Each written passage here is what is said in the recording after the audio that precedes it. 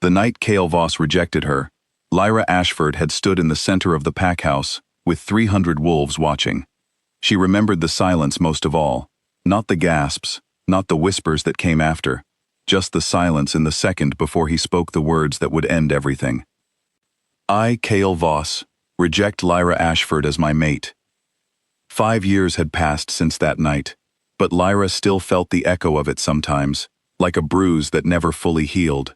She had been 18 then, soft-spoken, eager to please, desperate to be enough for a man who had never once looked at her like she was. She was not that girl anymore. Lyra lived now on the northern ridge, far from any pack's territory, in a cabin she had built with her own hands. The wolves who knew of her called her the Ghost Wolf, because she moved through the forests without leaving a trace, because she answered to no alpha, and because those who tried to hunt her for sport never returned to brag about it. She had learned to fight. She had learned to survive alone. She had learned, most importantly, that she did not need anyone's permission to be strong. It was late autumn when the visitors came. She smelled them before she saw them. 3 wolves, unfamiliar, moving cautiously through the trees near her cabin. Lyra stepped out onto her porch, arms crossed, watching them approach.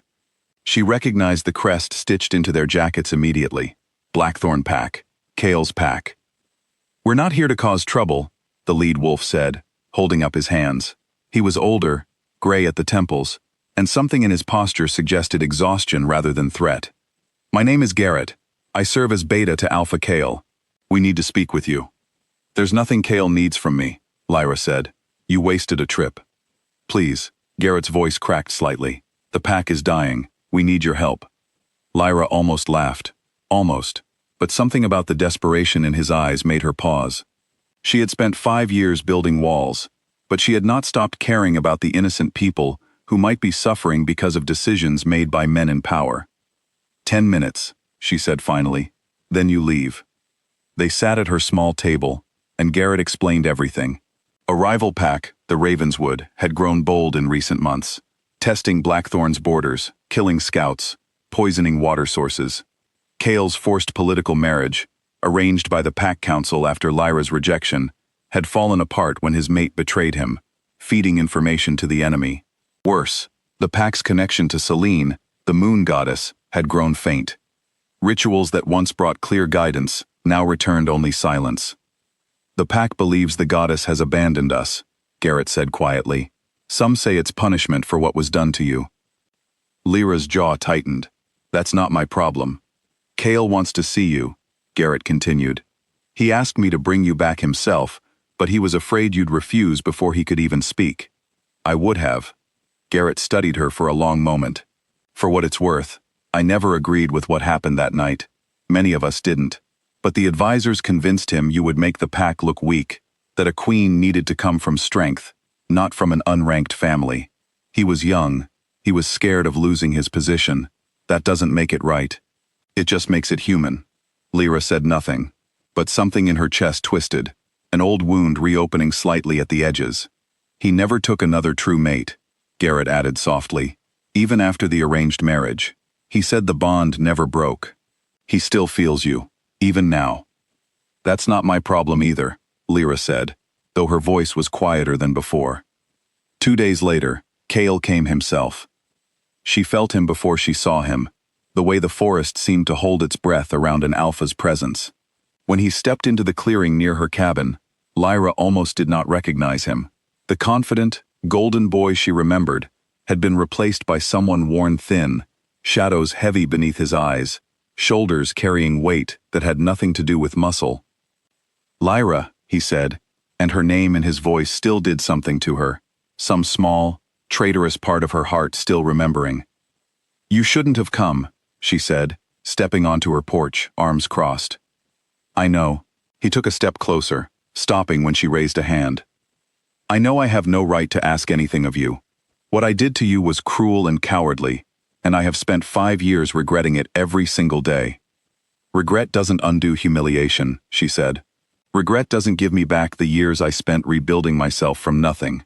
You're right. His voice was raw. You're absolutely right. But Lyra, please, the pack is in danger.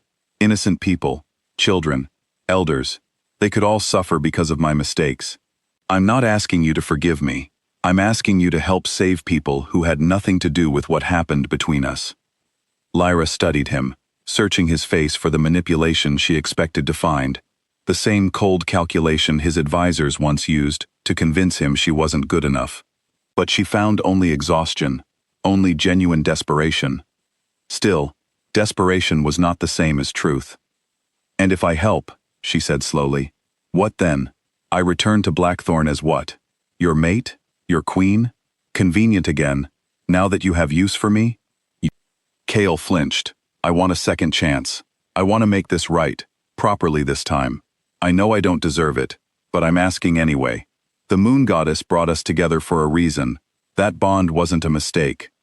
For a moment, Lyra almost believed him. Almost. But then she thought of all the nights she had cried alone on this very ridge. All the times she had questioned her own worth because a boy in a position of power had decided she wasn't enough.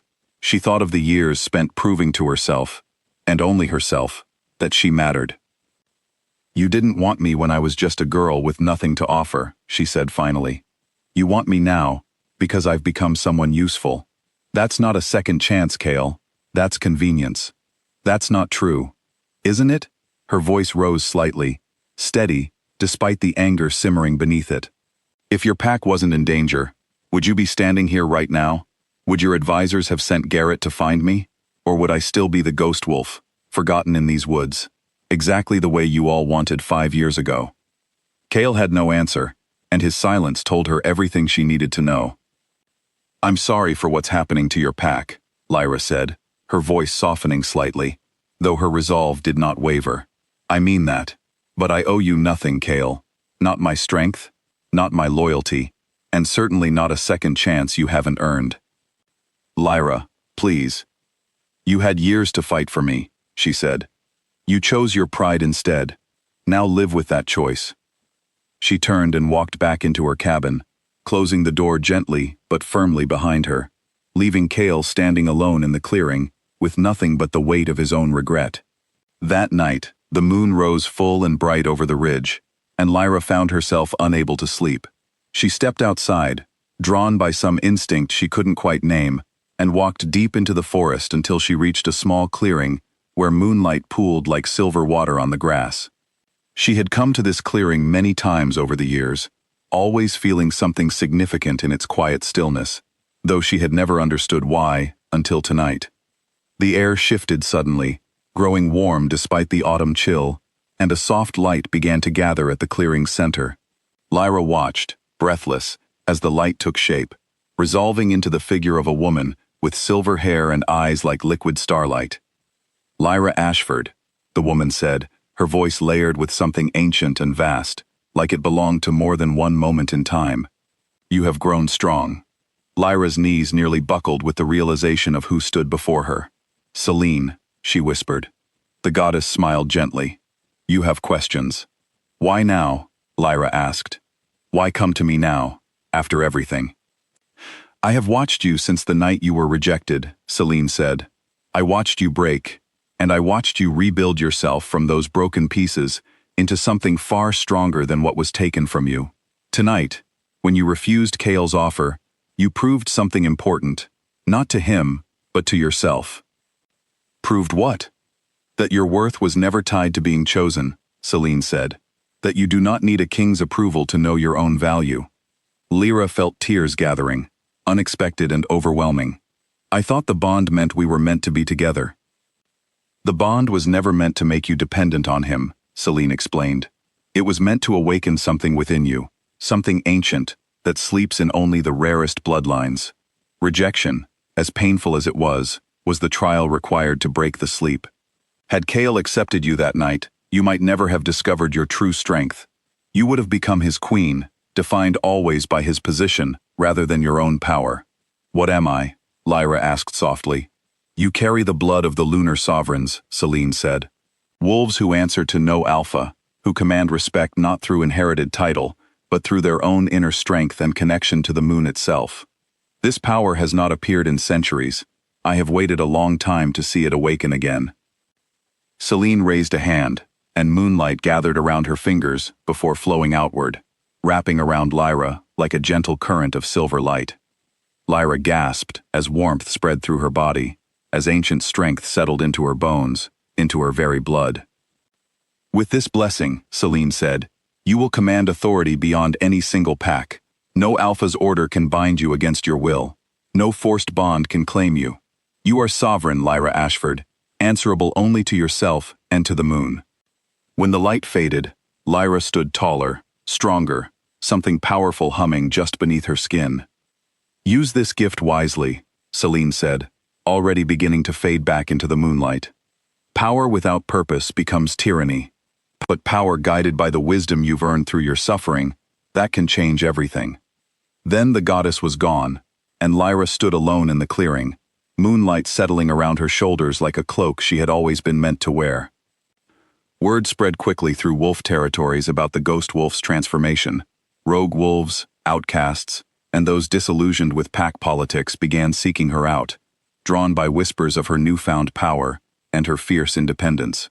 Within weeks, Lyra had gathered a growing community on the northern ridge, wolves who had been rejected, overlooked, or mistreated by traditional pack structures, all finding purpose and protection under her leadership. Meanwhile, Blackthorn Pack continued struggling against Ravenswood's aggression, their situation growing more desperate without the additional strength Lyra might have provided. Kale returned to the ridge one final time, alone, his pride entirely set aside. "I'm not here to ask for a second chance," he said, standing at the edge of Lyra's growing territory, clearly humbled by what he saw before him. "I'm asking, as one leader to another, for an alliance. My pack needs help, and I have no right to expect it, but innocent people are suffering." Lyra studied him for a long moment, considering. "An alliance," she said finally, "is possible, Kale. But understand this clearly. I am not your mate. I am not returning to Blackthorn, and I will not be positioned beneath you in any capacity. If we work together, it will be as equals, nothing less."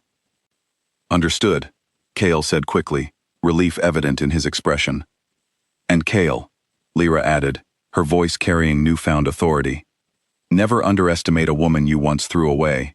The next time you consider someone beneath you, remember what happened when you did that to me." Kale nodded, humility written clearly across his features. "I won't forget."